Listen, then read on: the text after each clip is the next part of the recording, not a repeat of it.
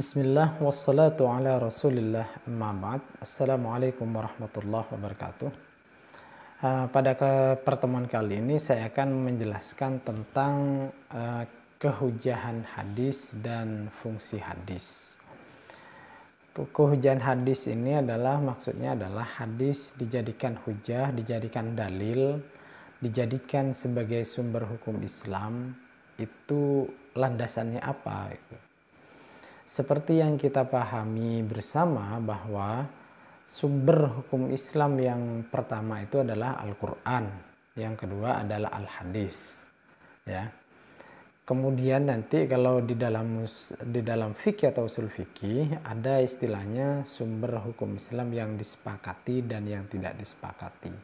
Yang disepakati itu adalah Al-Quran dan Al-Hadis, kemudian ijma' dan qiyas. Tapi saya tidak akan membahas itu karena pembahasan kita lebih kepada kehujahan hadis dan fungsi hadis. Yang pertama, kehujahan hadis itu ditunjukkan oleh atau telah disebutkan di dalam Al-Quran. Misalnya di surat An-Nisa ayat 59, ya ayyuhalladzina amanu atii'allaha wa atii'ur rasul, al-ayah. Hai orang-orang yang beriman, taatlah kepada Allah. Taat kepada Allah itu berarti taat kepada apa? Kepada Al-Quran. Ya, yang pertama. Kemudian wati'ur rasul, dan taat kepada Rasul. Taat kepada Rasul itu kan Rasul sudah wafat. Yang diwariskan oleh Rasul apa? Tentu hadisnya. Maka taat kepada hadis itu adalah yang dimaksud di dalam wati'ur rasul itu ya. Dimaksud di dalam ayat wati'ur rasul itu. Banyak sekali di dalam Al-Quran sebenarnya yang menjelaskan tentang bagaimana hadis itu menjadi hujah, menjadi dalil, menjadi sumber hukum nomor 2. Seperti ayat tadi, kemudian ada ayat lain lagi, wa ma atakumur rasulu fakhudhuhu wa ma nahakum anhu fantahu wattaqullah innallaha syadidul iqab. Wa ma atakumur rasul, dan apa yang datang dari Rasul atau diberikan Rasul kepadamu, maka ambillah, terimalah, dan apa yang dilarangnya bagimu maka tinggalkanlah, dan bertakwalah kepada Allah, sesungguhnya adab Allah itu sangat pedih ini ya. Ini menunjukkan bahwasannya apa yang datang dari Rasul itu disuruh ambil, walaupun ini asbabun nuzul hadis itu terkait dengan hal yang lain, tetapi intinya adalah apa yang datang dari Rasul itu harus diambil. Perlu diingat lagi bahwasannya Al-Quran itu wahyu, tetapi pendapat ulama yang mengatakan bahwasan hadis juga bagian daripada wahyu karena berlandaskan kepada ayat Al-Quran, wa ma yantiqu 'anil hawa in huwa illa wahyu yuha. Ya, apa yang dikatakan, apa yang diucapkan, apa yang keluar dari Rasulullah itu bukan berdasarkan hawa nafsunya, tapi itu adalah wahyu yang diwahyukan kepada beliau. Sehingga Al-Quran itu adalah wahyu, hadis juga wahyu, tetapi dengan cara yang berbeda seperti itu ya. Kemudian ayat An-Nisa tadi sudah kita, wa anzalna ilaika dzikra litubayyina lin-nasi ma nuzzila ilaihim wa la'allahum yatafakkarun. Ini juga tentang kehujahan hadis sebagai sumber hukum Islam. Tidak perlu saya sebutkan secara detail ya, karena sudah banyak tadi. Sedangkan yang dari hadis ini banyak sekali juga ya, tapi saya akan menyebutkan salah satunya misalnya. Taraktu fikum amrayn lan tadillu abada intamasaktum bihima, Al-Quran wal hadis. Saya meninggalkan 2 perkara kepada kalian, jika kalian berpegang teguh kepadanya, Al-Quran, berpegang teguh kepada keduanya, maka kalian tidak akan pernah tersesat selamanya, yaitu Al-Quran dan Al-Hadis.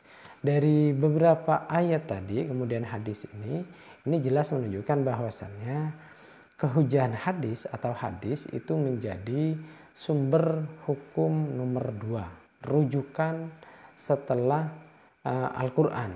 Jika tidak ditemukan di dalam Al-Quran, maka dicari di hadis. Ini juga sesuai dengan hadis ketika Rasulullah mengutus sahabatnya Mu'adz bin Jabal ke Yaman.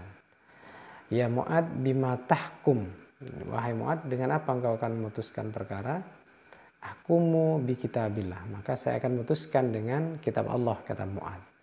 Kemudian Rasul bertanya lagi, fa illam tajid fil Qur'an ya Mu'adz. Jika kamu tidak menemukan di dalam Al-Qur'an wahai Mu'adz, bima tahkum, dengan apa engkau akan memutuskan perkara tersebut? Nah, ya. Kemudian Mu'adz menjawab lagi, ahkumu bisunnati Rasulillah. Saya akan memutuskan dengan sunnah Rasul SAW, sunnah Rasul. Jadi kalau tidak ditemukan di dalam Al-Quran, maka dia akan mencari di dalam hadis. Kemudian Rasul bertanya lagi, jika fa'ilam tajid fil Quran wala fi sunnah ya Mu'adz bima tahkum. Jika engkau tidak menemukan di dalam Al-Quran ataupun hadis wahai Mu'adz, dengan apa engkau akan memutuskan? Nah, ini Mu'adz kemudian menjawab juga, ajtahidu bi ra'yi wala alu al hadis. Saya akan berijtihad dan tidak akan menggampangkannya. Dari sini Bapak Ibu sekalian, adik-adik sekalian, bahwasannya Al-Quran itu sumber utama yang paling utama nomor satu, kemudian disusul dengan Al-Quran. Oleh sebab itu maka bagi kita sebagai umatnya Rasul, apalagi sebagai sarjana muslim, sebagai seorang dai, sebagai seorang ustadz, maka tentu harus paham betul tentang hadis, tentang sunnah, bagaimana kita memahaminya, memaknainya. Ini sudah saya jelaskan di video sebelumnya, perbedaan sunnah, hadis, khabar, dan athar itu. Silahkan ditonton di channel sebelah ya. Kemudian kita sudah menjelaskan, saya katakan tadi di channel sebelah, tentang definisi hadis, khobar, athar, sunnah, itu sudah. Di sini kita akan membahas tentang fungsinya. Fungsi hadis itu sebagai apa? Yang pertama adalah fungsi hadis itu adalah bayanut tafsir, untuk menjelaskan tafsir ayat. Ingat ya, kalau Al-Quran itu ditafsiri, tapi kalau hadis itu disyarahi. Jangan sampai salah. Kalau udah bicara tafsir itu, kalau ke dalam kajian Islam, terutama dalam kajian studi Islam itu, maka maksudnya itu adalah Al-Quran ya, yang ditafsir itu. Bayanut tafsir itu menjelaskan tentang tafsir. Misalnya tafsir ayat ya, adalah siratal ladzina an'amta alaihim ghairil maghdubi alaihim waladdallin. Siratal ladzina, yaitu jalannya orang-orang yang kau beri nikmat, bukannya jalan orang-orang yang kau murkai atau jalan orang-orang yang sesat. Di ayat ini teman-teman sekalian, itu Rasulullah menjelaskan bahwasannya ghairil maghdubi, selain orang yang kau murkai, yang dimurkai di sini itu adalah Yahudi, sedangkan waladdallin, dan bukan jalan orang yang sesat. Berarti yang sesat itu adalah, di dalam hadis itu diterangkan bahwasannya adalah Nasrani. Jadi ghairil maghdubi alaihim waladdallin, yang dimurkai adalah Yahudi, yang sesat adalah orang Nasrani. Di dalam ayat Al-Qur'annya tidak ada penjelasan yang mengarah kepada Yahudi dan Nasrani, tapi penjelasan tentang tafsirnya itu yang bersumber dari Rasulullah ya, penjelasan dari Rasulullah bersumber dari hadisnya, bahwasannya orang yang dimurkai itu adalah Yahudi, yang tersesat adalah orang Nasrani. Ini bayan tafsir ya. Bayan tafsir ini nanti terbagi menjadi 3. Yang pertama adalah bayan tafsil, penjelasan atau merinci ayat. Misalnya yaitu hadis yang berfungsi menjelaskan maksud ayat Al-Quran yang bersifat mujmal, global, kemudian dirinci. Misalnya nih, dan dirikanlah sholat, aqimus sholah, nah itu ya. Ya ayyuhalladzina amanu aqimus sholah, atau ya ayyuhalladzina amanu idza kuntum ilas shalah faghsilu wujuhakum. Intinya adalah aqimus sholah itu melakukan sholat, kewajiban sholat, perintah kewajiban sholat itu sudah dijelaskan di dalam Al-Quran. Akan tetapi pelaksanaannya, prosesnya itu tidak ada di dalam Al-Quran. Sehingga Rasul SAW menjelaskan dengan hadis beliau yang kemudian beliau bersabda, "Shollu kama ra'aitumuni usolli." Salatlah kalian sebagaimana kalian melihat saya salat. Ini artinya ayat Al-Quran tadi yang dijelaskan secara global itu ditafsir dengan hadis, ya. Makanya bagian yang pertama macam dari bayan tafsir tadi itu adalah bayan tafsir tadi itu macam yang pertama atau bagian pertama adalah bayan tafsil, merinci yang global, ya. Itu contohnya tadi. Kemudian yang kedua adalah bayan takyid, yaitu berfungsi sebagai penjelasan yang bersifat membatasi pengertian ayat Al-Quran yang mutlak. Jadi Al-Quran itu mutlak, kemudian ditakyid, ya. Jadi ada ayat Al-Quran itu nanti yang mutlak, kemudian ditakyid dengan al-hadis, ya. Mim ba'di wasiyati yusa biha aw dain, sesudah dipenuhi wasiat yang kamu buat atau dan sesudah dibayar hutang-hutangmu.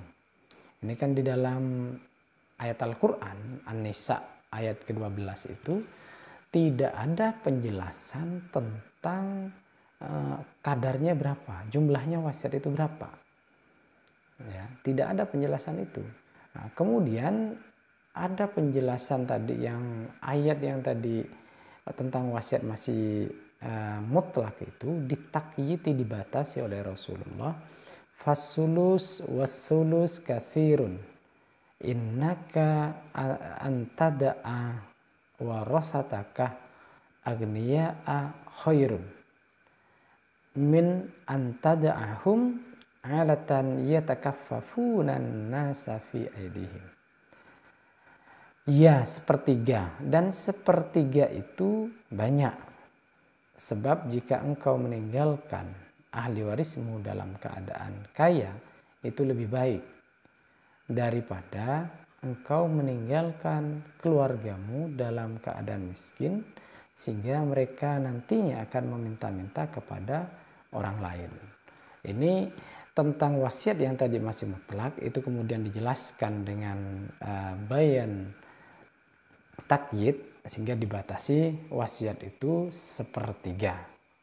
Selanjutnya yang nomor 3, bagian daripada bayan tafsir adalah bayan takhsis, yaitu hadis yang berfungsi sebagai penjelasan yang bersifat mengkhususkan ayat Al-Quran yang bersifat umum.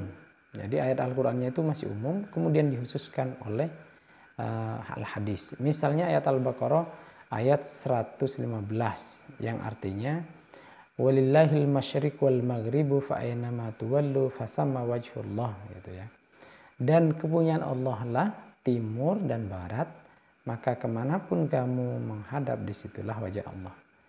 Ini masih umum, kemudian nanti ditahsis dengan hadis Nabi. Oleh karena itu ayat tersebut di atas dipahami dengan baik dan benar setelah adanya penjelasan dari hadis Nabi SAW yang mengkhususkan pada kondisi tertentu saja, sebagaimana asbabun nuzul ayat tersebut. Ketika Rasulullah tengah dalam perjalanan dari Makkah menuju Madinah, beliau sholat sunnah di atas kendaraannya, menghadap sesuai dengan arah tujuannya. Pada saat inilah turun ayat tersebut, ya.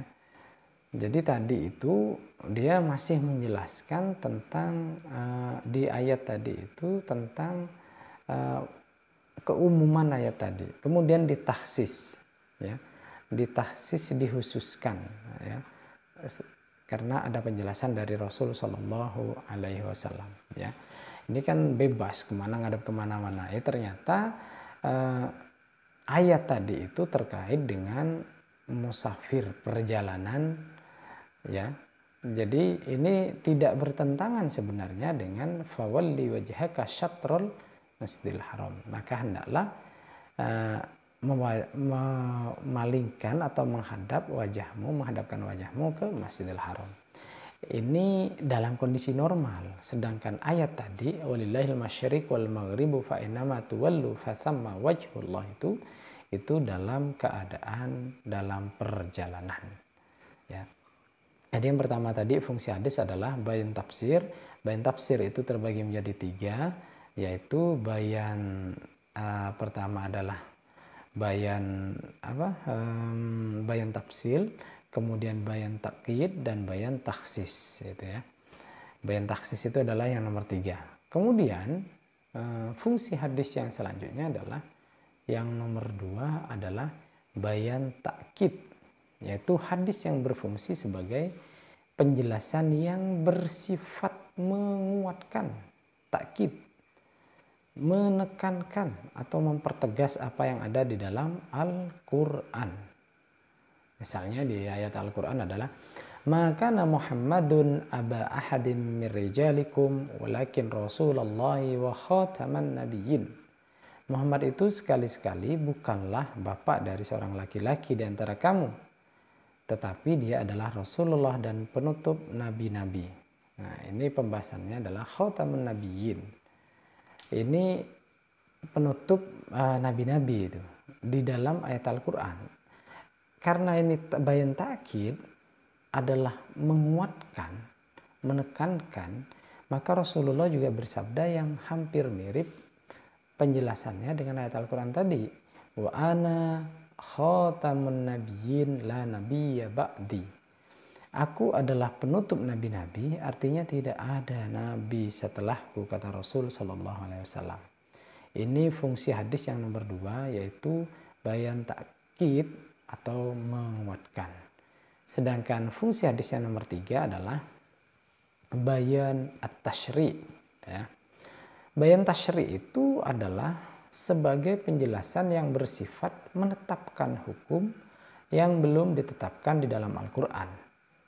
Ketetapan hukumnya belum ada di dalam Al-Quran. Nah, ini maka ditetapkan di hadis. Misalnya adalah masalah makanan yang haram. Dalam Al-Quran itu hurrimat alaikumul maitatu waddamu walahmul khinzir wa ma uhilla li ghairillah. Diharamkan bagimu memakan bangkai, darah, daging babi, hewan yang disembelih atas nama selain Allah. Ini penjelasannya. Ayat di atas hanya menyebutkan 4 jenis makanan yang diharamkan. Adapun haram lainnya dijelaskan dalam hadis Rasul Sallallahu Alaihi Wasallam. Misalnya adalah hadis yang bersumber dari Ibnu Abbas. Naha Rasul Sallallahu Alaihi Wasallam an kulli dhi nabin minas sibai wa an kulli dhi mikhlabin minatir. Rasulullah melarang memakan setiap binatang buas yang bertaring dan setiap jenis burung yang mempunyai kuku untuk mencengkram. Nah, ini di dalam Al-Quran itu tidak ada penjelasannya. Yang ada justru di dalam hadis tentang kuku, tentang binatang buas, itu tidak ada penjelasannya di dalam Al-Quran. Sehingga karena tidak ada penjelasannya di dalam Al-Quran, maka bayan tasyri' itu muncul. Rasulullah dengan hadisnya itu muncul menjelaskan apa yang belum ada di dalam Al-Quran dengan istilah bayan at-tasyri' tadi ya. Oke, itu yang nomor 3. Kemudian yang nomor 4 adalah bayan an-nasakh.